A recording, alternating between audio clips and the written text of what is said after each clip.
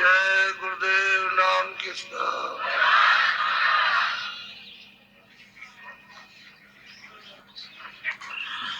चलेंगे आश्रम पर, सत्संग सुनेंगे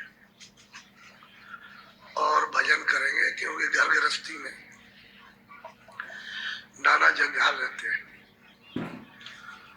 उसमें मनुष्य स्त्री पुरुष व्यग्र रहते हैं,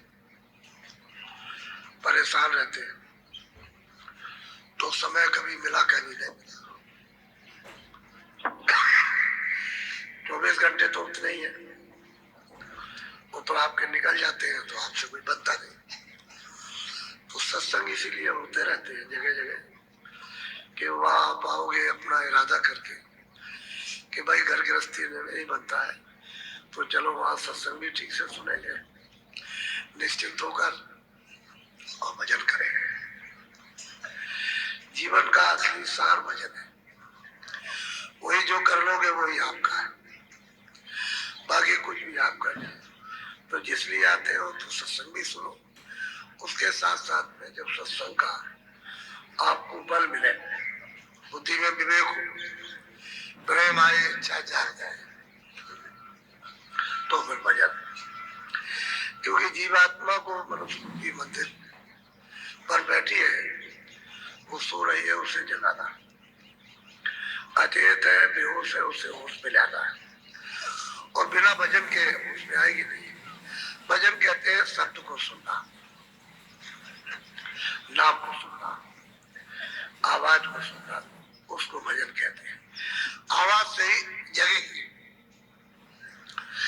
जब आवाज सुनना बंद हो गया तो सो गई, अच्छे तो बेहोश हो गई, तो नाम से ही जगेगी, शब्द से जगेगी, होश में आ जाएगी, चेतना आ जाएगी, और उसका जो जड़ रूप है वो निकल जाएगा, चेतन हो जाएगा। तो भजनी सार जो अपना कर लोगे, क्योंकि एक तो ये है कि असली भजन कहीं मिलता नहीं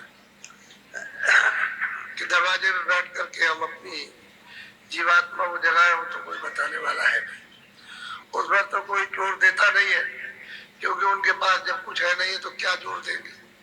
और यहाँ इसी पर जोर दिया जाता है कि जैसे भी वैसे कर लो, घाट पर बैठ करके अंतर्मुख हो जाओ, जहाँ उसके कान है, आंख है, आंख से और कान से दरवाजे में बैठ के काम करना, सुनने का, देखने का, तब तो सफाई हो जाए और कान से काम करने लगे सुनने का, आंख देखने का काम करने लगे, तो वही अपने काम की चीज है। बाकी कुछ कहोगे, कुछ मसाला अपने हाथ में आ जाएगा, कुछ होगा तो ये तो जिसके लिए करते हो यही अपना नहीं है, ये भी तो मसाला ही है। 5 तत्वों के जर्रे हैं, उससे ये बना हुआ, तो ये भी एक मसाला है, नासवान। ये जितना दिखाई देता है सब नासवान है। तो नासवान ये भी, इसमें जो चेतन है वो ऐसा, वो इसमें मिल गया, मिश्रित हो गया। जल की बूंद मिट्टी में मिल के और मिट्टी हो गई, अब उसमें से सोध लिया जाए तो निकल जाएगा, तो वजन से सोधा जाएगा। बगैर बिना कान के काम किए हुए, बिना आंख के काम किए हुए वो सोधा नहीं जाएगा, उसी से सोधा जाएगा, उसी से निकल जाएगा। और वो जब निकल के आ जाएगी ऊपर तो जाग रही है, वो तो चेतन है ही, उसका निखालिस रूप निकल आएगा, तब वो शब्द को पकड़ लेगी, आवाज और नाम को पकड़ेगी, सुनेगी और पकड़ के चढ़ जाएगी। तो भजनी सार है। तो अपने लोग जब आए, इरादा करके आए कि सत्संग सुनेंगे सचेत होकर, होश में, और भजन करेंगे, इसलिए आपको बुलाया जाता है। हम लोगों में भजन करने की, सत्संग सुनने की रुचि बनने लगी। पहले ऐसे चुप सुनते थे और किया कभी नहीं किया। पहले तो ऐसे था कि वो समझते थे कि ये ऐसा ही होगा, लेकिन सुनते सुनते सुनते सुनते समझते करते बात समझ में आ गई कि असली चीज तो वही है, ये अपने पास है, उसे तो करना ही चाहिए। तो अब लोगों में रुचि बनने लगी, क्या जागने लगी, और सत्संग की प्यास लगने लगी। तो जिस उद्देश्य से आते हो वही काम करना चाहिए। वो जो काम करते हो तो दुनिया का करते ही रहे, पहले भी कर रहे थे, पहले बेहोशी में कर रहे थे, होश में कर रहे हैं। अब ये समझ रहा है कि जरूरत के लिए कर रहे हैं, अपना इसमें कुछ नहीं। अपना तो समय पूरा हो जाएगा तो होगा, तो खुशी हो गई, एक क्षण भी लड़के को नहीं छोड़ दो, अपना कुछ नहीं है। अपना होता तो समेट लेते, तो अपनी चीज को यही नहीं, यही अपना नहीं है तो वो क्या रहेगा। अब धीरे धीरे बात समझ में आ रही है। और आपने 10 दिन का सत्संग, जो लोग प्रयागराज में पहुंचे उन्होंने, आपको कोई दुनियावी बात कुछ नहीं, आपको किसी तरह का कोई संकेत नहीं, प्योर निर्मल शुद्ध है, आपको आत्म परमात्मा संदेश सुनने को मिला। और बहुत ध्यान से लोगों ने सुना, जितने भी लोग आए, चलना फिरना उठना बैठना सबका बंद था। बहुत ध्यान से एकाग्रचित होकर के सबने अच्छी तरह से सुना और उसको समझा। लोगों में ऐसी प्रेरणा और आपकी मेहनत जो आपने की थी, तन से, मन से, धन से, सामान से, इससे उससे, बात से, दौड़ से, हर तरह से आपने की, वो सफल हो गया। मैं ऐसे ही मेहनत सफल होती है, जब करते रहो साथ सामान तैयार हो जाएगा, सफल हो जाएगा। ऐसे होता है। सो सब में उत्साह, सब में मतलब एक नई प्रेरणा, नई जागृति, नई सेवा भाव, नई तरह की श्रद्धा लोगों के सबके अंदर, और उसकी मोहर छाप सब पर, चाहे जान में आए चाहे जान में, सब पर पड़ी। अब यही मोहर लगनी चाहिए। ऐसा न जीवन में कभी सुना न कभी देखा। तो सत्संग की हमेशा चाह न रखो कि सत्संग मिल जाए, उसे छोड़ने की जरूरत है तो कोई काम नहीं है। तुमको 4 बजे घंटी बजती है कि भाई सब निवृत्त होकर थोड़ा भजन पर, सुमरन पर, ध्यान पर बैठ जाओ, और उसके बाद यहाँ जल्दी से सूरज निकलते इकट्ठे हो जाओ तो यहाँ भजन करवा देते। सत्संग का टाइम तो आ जाएगा तो आ जाएगा, हम तो पहले ही से आ जाते कि हम मुझको आपको भजन कराएंगे, मुझे बैठाएंगे, तो आप पहले से आ गए। ये नहीं कि मतलब है देर में आ रहे, समय से पहले पहुंच जाओ ताकि हम 20 मिनट 25 मिनट आपसे भजन करा सके। क्योंकि हम चाहते हैं कि जितना समय आपका भजन में लग जाएगा वो बहुत अच्छा होगा, वही उपयोगी समय है। सत्संग तो आगे पीछे मिल ही जाएगा, लेकिन भजन भी उसके साथ साथ जरूरी है।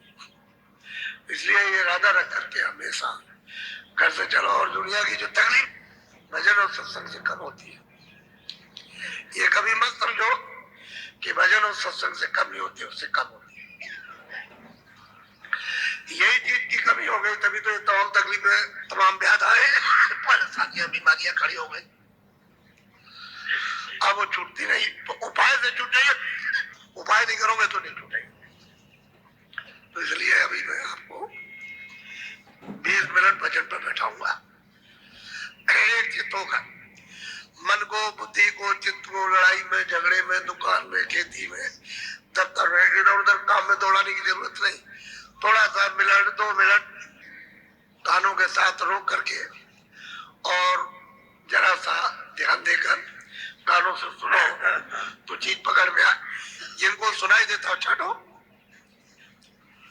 जिनको कभी आता कभी बंद होता, कभी आता बंद होता, तो करो कि हमारा मन भाग गया तो बंद हो गया, मन वहां से हटके लग गया, फिर कानों के साथ तो सुनाई देने लगा, फिर भगा, फिर सुन बंद हो गया, फिर लग गया तो फिर सुनने लगे। तो उसकी निरख परख रखो, ये जब चला जाएगा तो सुनना बंद, जब ये लौट के आ जाएगा और साथ दे देगा तो सुनने लगोगे। तो पर्दा तो इनका इकट्ठा किया हुआ, मन का, बुद्धि का, चित्त का वो पर्दा, तो पर्दे को साफ करने के लिए इनकी मदद चाहिए, तभी पर्दा साफ हो जाएगा। तो धीरे धीरे सफाई होकर के जब ये सूरत होती है, मजबूत ताकतवर होती है, तो फिर ये कहीं जाती नहीं है। अभी तो बिल्कुल एकदम ताकत, इसकी शक्ति छीड़ हो गई, तो ये मन, बुद्धि, चित्त, ये सब इस पर हावी है, और ये जब चाहते जब गति ले जाते हैं। उसमें जब ताकत आ जाएगी, शक्ति आ जाएगी, तो फिर ये कुछ नहीं कर सकते, तो बलवान हो जाएगी। तो जब तक उसको रस नहीं मिलता, शब्द का, नाम का सुनाई नहीं देता है, तब तक वो शक्ति ही नहीं। और जैसे उसको सुनने को मिलने लगा, बस शक्ति आने लगी। तो इनसे थोड़ी मदद तो लेना ही, हालांकि इनको भी सुख मिलेगा। जहां से, जिस भंडार से आए हैं वही चाहते हैं, लेकिन अब वो रास्ता उनका भी भूल गया, तो अब ये भी मतलब ये परेशान है, सूरत तो परेशान है ही सही। तो 20 मिनट भजन पे बैठा हूं। एक कपड़ा कोई चादर रखा करो कि जब सामूहिक भजन हो तो एक चादर एक कपड़ा ऊंचा है, कोई चौड़ा सा लंबा रूमाल है, फट से सिर पर डाल लिया तो आंखें ढक जाए और कान ढक जाए, उंगली दिखाई न दे, इतना तो पर्दा होना ही चाहिए। जैसे बच्चियां हैं सिर पर धोती रखे रहती है जरा से किसका, उनको कपड़ा चादर लेने की जरूरत नहीं, वो धोती नीचे कर ले बस, उसके बाद धीरे से अंदर से ऊपर से धोती हो जाएगी, कान बंद कर लिया और शुरू कर दिया। तो उनके लिए तो चादर की जरूरत नहीं, उनके पास तो चादर है ही। आदमी के लिए जरा जरूरत पड़ती है, घर में रहो तो कोई दिक्कत नहीं, वहां तो कोई मतलब है कि अकेले कमरे में बैठ गए तो वहां नहीं है, लेकिन वैसे कपड़ा डाल करके ठीक रहता है। कभी कभी शक हो जाता है कि बाहर से दिखाई अंदर से दे रहा है, शक हो गया कि बाहर से कोई रोशनी आ रही है, ऐसा तो भ्रम दूर रहे तभी ठीक रहता। तो बैठ तो जाओ अपने बजट पर, बैठो तो आप आंख और कान बंद करो और मन बुद्धि चित्त को कानों के साथ लगाकर ऊंचा ध्यान देके सुनो।